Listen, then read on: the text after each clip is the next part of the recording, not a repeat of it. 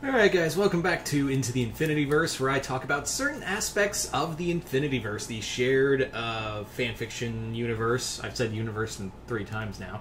But anyway, it's a shared fanfiction universe that my friend Jason Voorhees 2011 and I worked together on, and today I'm going to be talking about one aspect of the Infinityverse that I kind of have, like, I need to explain things, because when I did the one-shot, the spotlight for this character, but I didn't really explain further, and oof, my hair is a mess. That's what happens when you wear a hat for 7 hours straight.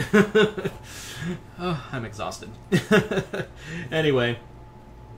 So, yes, as you can see from the title, we're talking about El Tigre. Now, El Tigre is a super underrated animated show from Nickelodeon. Jason and I were excited, always loved that show, and honestly, yeah, we were, like, when we were building the Infinityverse, like, when we were building, like, who's in the Earth Prime, that's the Earth where all the main superheroes are, and a lot of, like, main aspects, so when we were building Earth Prime, like, Jason and I were, like, on the same wavelength of, we've got to have El Tigre in Earth Prime. Like, he's not multiverse. Like, it makes so much sense to have Miracle City as part of the Infinityverse, especially Earth Prime, because there is a multiverse in the Infinityverse, but there is Earth Prime. So Miracle City and everything in it we had to have it because we really wanted a Hispanic superhero, and there weren't a lot in the animation. We go by the rule of not having comic book characters, so there wasn't a lot at the time. Keep in mind at the time we were building the Infinityverse, at the time there wasn't a lot of Hispanic superheroes for us to use. So El Tigre was thankfully there. But yeah, that was more or less what we wanted, was to have El Tigre. They were both fans of the show, and we really wanted to use him and the other characters. So let's talk about this. So in the Infinityverse, El Tigre has been around. In our continuity, metahumans really made a boom in 2013, and El Tigre was part of that early era of superheroes.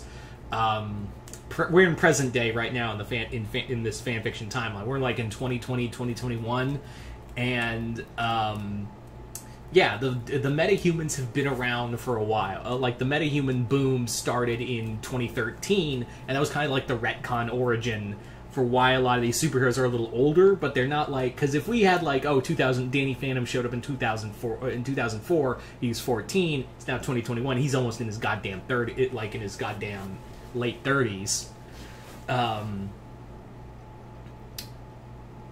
Yeah, he'd be like early 30s, like he'd be early 30s, somewhere around there. So we were like, they are older, but like they're like in their 20s now. They're like a lot of the superheroes are in their 20s now, except there are a few that are in their, like, younger years. Among those who are a little older is Manny Rivera, El Tigre himself. He's a little older, and yeah, everything that happened in the show, that all happened. He is still the son of White Pantera and the grandson of Puma Loco, and he is kind of teetering on good and bad. You know, he is kind of walking that line because of his heritage, and that's kind of gotten him a bit of in our continuity. That's kind of gotten him in a lot of trouble because he didn't want to be part of the Infinity League at first. He really did not want to be associated with the Infinity League, and reason being is because he thought these guys suck. I don't want to be I don't want to take orders from people. I don't want to, like, do any of this. I just want to be me. Like, I just want to be me. But his dad was recruited, and by and large, his dad was like, "You want to join the Infinity League, son? No? Well, too bad you're going." And that was how it happened. So Manny is kind of looked at like some of the people like him, some of them don't, because they know his history. They know that he's flip-flop between doing good and evil. And a lot of the members of the Infinity League want to give him the benefit of the doubt, but there are others who are like, "We don't want you here. You are literally like a liability. You are a legit liability." Almost had a stroke there. I felt like I was having a stroke there. You are a liability to everything we work for.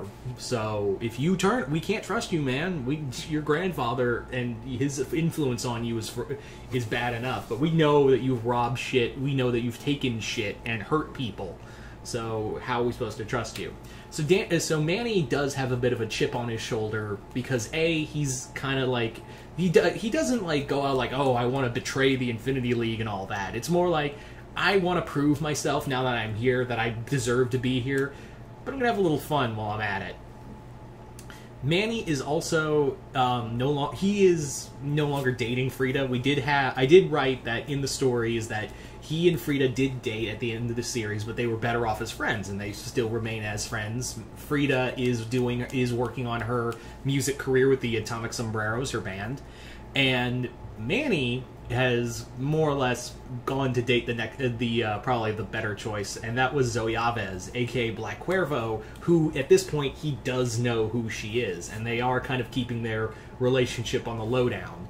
Although I will say, while he keeps his relationship on the lowdown, because obviously you're dating a fucking supervillain, there is someone who does know. There is someone on the Infinity League leadership group, on the leadership board, who does know that he's dating, figured it out, and that's Jake Long, American Dragon, who, yeah, he knows a thing or two about dating bad girls. So he's kind of like, I don't want to tell anyone, because even I'm kind of hiding that shit. I'm dating Rose, so I don't want to tell nobody. Because I can't condemn him for what I'm doing, and yeah. But Zoe herself is also going to be playing a major part in the Infinityverse very soon. Something is going to happen in Dark Phoenix that's going to spin out into its own storyline, and I don't want to spoil more than that, but it is going to be a Black Cuervo-centric storyline that is going to more or less... Okay, the best way I can describe this storyline is it was very inspired by the Wolverine storyline called Get Mystique. So that's all I'm going to say about that. It was like Jason Aaron's first big story with Wolverine, and a really action-packed one. It's not a long one, too. It's only like, if you can find it in trade, it's like $10. It's an awesome storyline of Wolverine hunting Mystique across the Middle East.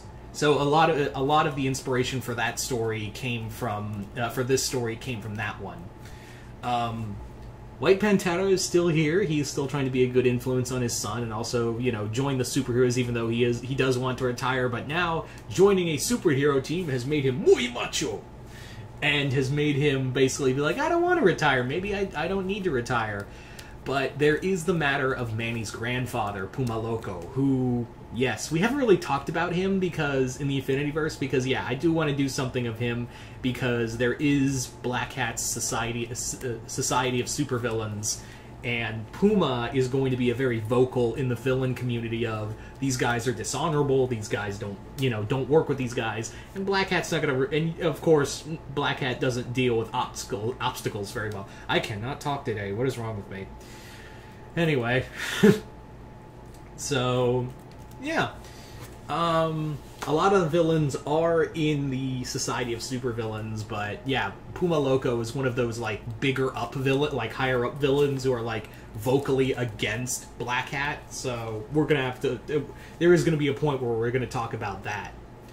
So yeah. All in all, just we really wanted to have El Tigre in here, and we really wanted to have some fun with that character. So yeah, I just wanted to do a quick video about that because I know a lot of you guys are fans of the show.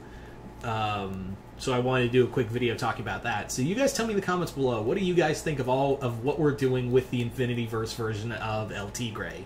Just comment below, let us know. And once again, I'm Mr. Multiverse. I'll see you next time in the Multiverse.